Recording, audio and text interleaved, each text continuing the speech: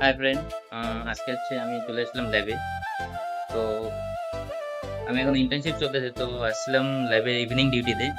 তো ল্যাব কিভাবে কিরকম দেখতে হয় হয়তো অনেকেই জানে না। তো এই যে আমাদের ল্যাবের সেট আপ, এইখানে বায়োকেমিস্ট্রি মেশিন চলছে। এখানে হচ্ছে এই মেশিনের মাধ্যমে সবকিছু পেশেন্ট এন্ট্রি টেন্ট্রি সব করতে পারবো।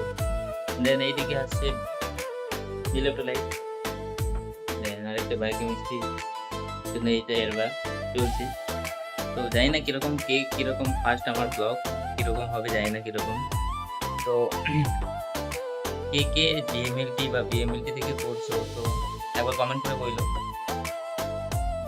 ফার্স্ট ব্লগে জানি না কিভাবে কথা বলতে হয় বা কিরকম করতে হয়, কিরকম ভাবে কথা গুছিয়ে গুছিয়ে বলতে হয় সেটাও জানি না।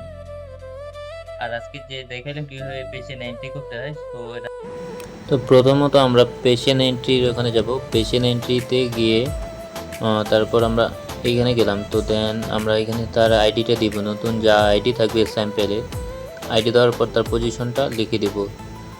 যেখানে C2 যেমন ছিল ওখানে পজিশন নেব। দেন টেস্ট সব যা যা প্যারামিটার দরকার তারপরে সেভ করে তারপরে যাব হচ্ছে স্ট্যাটাস মনিটরে।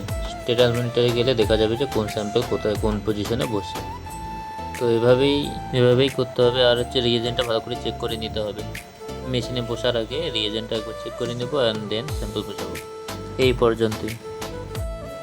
পর্যন্তই আর হচ্ছে তোমাদের জন্য এই আমাদের এর বা মেশিনটা কীভাবে চলছে এইভাবে, এই যে এগুলো হচ্ছে দেখা যাচ্ছে এগুলো হচ্ছে প্রোব, এগুলোর মাধ্যমে স্যাম্পেল আর রিএজেন্ট নেয়। আর এর পাশে ক্লিনিং সলিউশন রয়েছে। তো আজকের জন্য এতটুকুই, অ্যান্ড বাই।